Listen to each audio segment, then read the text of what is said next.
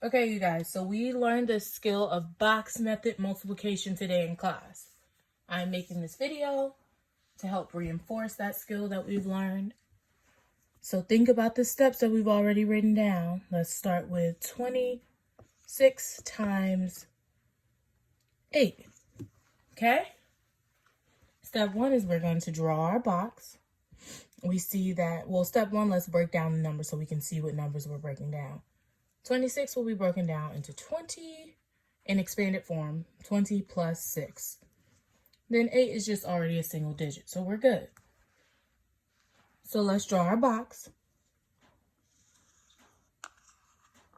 And the two numbers are going to go across the top. We're going to have 20 and 6. Miss Lewis likes to draw a plus sign here, so I know like 20 plus 6.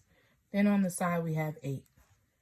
So in our first box here, we have 20 times 8. Let's write that there, so we know what multiplication problem we're doing. And if we refer back to the video that we watched today, the lady told us to start with the whole numbers here. So we're going to do 2 times 8, which I know is 16. And then we're going to add our 0. So 20 times 8 is 160. And the way I can check that is I can use my calculator to check my answer. All right. Now in this box, I'm going to do 8 times 6, which I know 8 times 6 is 48. So in each box here, I have multiplied, so these are products, but these aren't the whole product of 26 times 8. Here I have a partial product.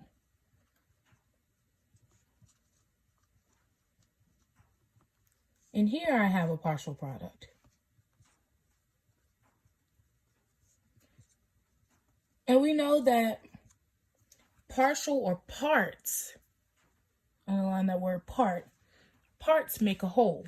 So I have to add these two up to get the entire product. So I'm going to do 160 plus 48, making sure to line my numbers up so that I am adding in the correct place value. 0 plus 8 is 8. 6 plus 4 is 0. Throw my, regroup my 1 there, so I have 1 plus 1 is 2. So now I know 26 times 8 equals 208. All right? Let's use that skill to answer some more questions.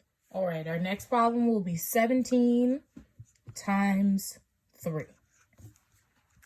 Step 1, I'm going to break this number down to 10 plus 7. And this number is already a single digit, so I don't need to bring it down. Then I'm going to draw my box. That's on step 2. And we have 10 plus 7. Put the little plus sign there. And then we have 3 on the side. And we know 10 times 3. We should know 10 times 3. 10 times 3 is equal to 30. Let's still put 10 times 3 in this box so we know what we're doing. And if we put that there, if we're making a mistake, Miss Lewis can see where our mistakes are. In the second box, we have 7 times 3. 7 times 3 is 21. Again, these are our, I'm going to put PP, partial products.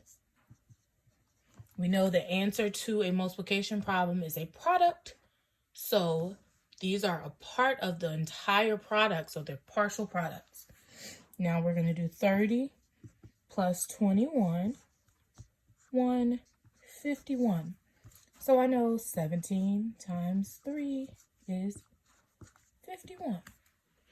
All right, now let's try that same skill with a 2-digit by 2-digit number. And I'm going to turn my board around. Actually, let's leave it here. Let's do 25 times 46. Okay? Same thing. I'm going to do it here. I'm going to break down these numbers. I have 20 plus 5 in expanded form times 40 plus 6.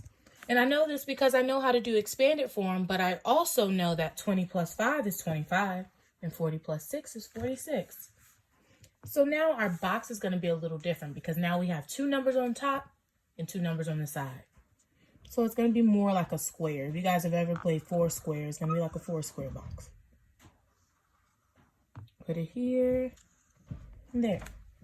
So I can choose either number to go on top. I'm going to choose the first number though. So we have 20 plus 5 and 40 plus 6. Okay? And then in my first box, I'm going to put 20 times 40. And it's the same skill that we just learned, where we're going to multiply the whole numbers first. So 4 times 2 is 8. And then we're going to look at the zeros in the problem. There are 2 zeros in the problem, so there are going to be 2 zeros in the answer. So 20 times 40 is equal to 800. That's one partial product. Here, we're going to do 40 times 5. Do the same thing. 5 times 4 is 20. And then there's one more 0 there. So we're going to add that 0. So now we know 40 times 5 equals 200. Here we're going to do 6 times 20. 20 times 6. 6 times 2 is 12. Add that 0. 120. Last one, we have 6 times 5. 6 times 5, I know that is 30. Now I have 4 partial products. Partial product, partial product, partial product, and partial product. I'm going to add all of those up. 800 plus 200 is 1,000. Then I'm going to do 1,000 plus 120. That's going to be 1,120 plus 30. And that's going to give me 0, 5, 1, 1. So my answer is going to be 1,150. So now I know that 25 times 46 is 1,150.